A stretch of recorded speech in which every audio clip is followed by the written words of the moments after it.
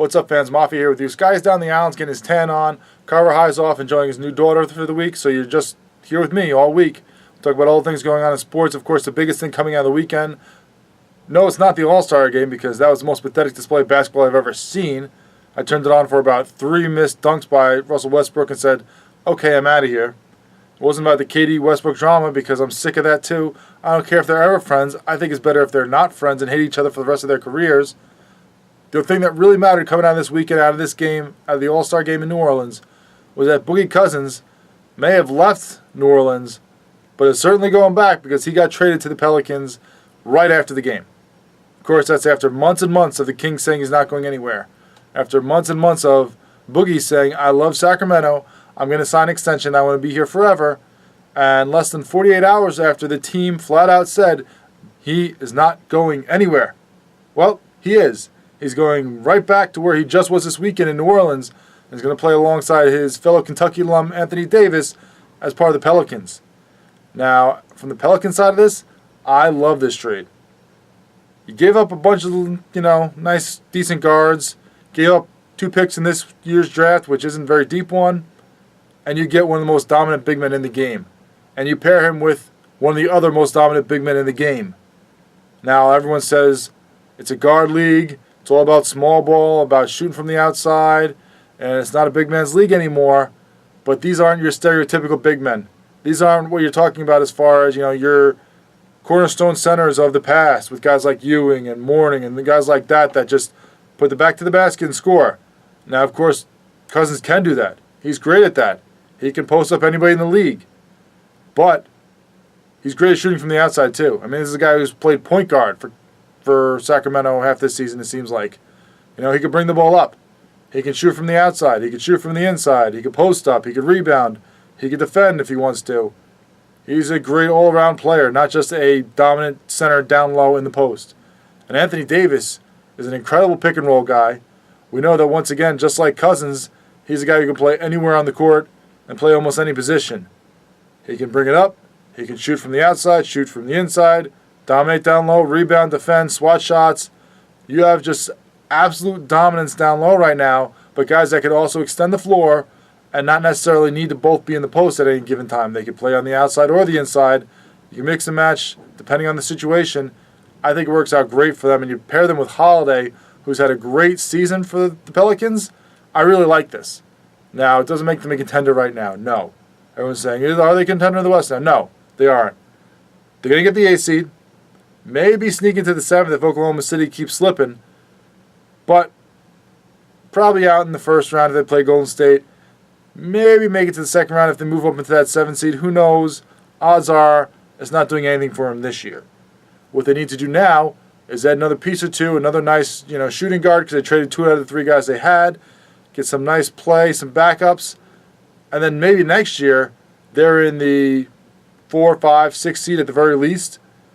Get these guys time to gel and play together and figure out their roles on the team, figure out where they need to be on the floor at different times. And next year, and maybe in years that come after that, if they re-sign Boogie, because he has 1 more year left after this one, then they could be a dominant force. I mean, they can go back to the days of, the Spurs with the Twin Towers. They can go back to some of these other great teams of the past that had 2 badass big men. You don't see that anymore. It would be great to see again because these guys are such great talents. And if you're driving against them, good luck. I mean, the defense that these guys could play if they get on the same page will be incredible. I don't think you're going to get past them at all. It's going to have to be all shots from the outside if you're playing against the Pelicans. So I love this trade for New Orleans because I don't think they gave up that much. Which means on the flip side, I think Sacramento did an awful job. I mean, Vlade, what are you doing? You give up your franchise cornerstone, your dominant big man, one of the best players in the league, your all-star, and you get a rookie who's averaging 8 points a game. Tyreke Evans is a decent guard, a good piece. At least a good backup at the very least, but not really worth that much. You get Langston Galloway, who I didn't even realize was still in the league. And then you get a first-round pick and a second-round pick in this year's draft. Second-round picks are pretty much not hit or miss. Most of them are miss. Really, in the NBA these days, Your first-round pick is what it's all about. And yes, you did get a first-round pick, but this is probably one of the weaker drafts depth-wise, and you just got the Pelicans pick, which because of you trading them Boogie Cousins, isn't going to be a top 10 pick. They're going to be in the playoffs. They're going to be a solid team. So, not a great job by you, Vladdy. And for you to then come out afterwards and say that, oh, well, I didn't wait for the trade deadline because I even had a better offer 2 days ago, so I want to get him because now the offer's gotten worse. Dumb comment, man. Even when you clarified it later on radio in Sacramento, it just doesn't make sense. Because even if it's, oh, we had a better deal, and you know what, I decided not to get it, and then, oh, we got a worse deal, and well, I better get it now before the deal gets even worse again.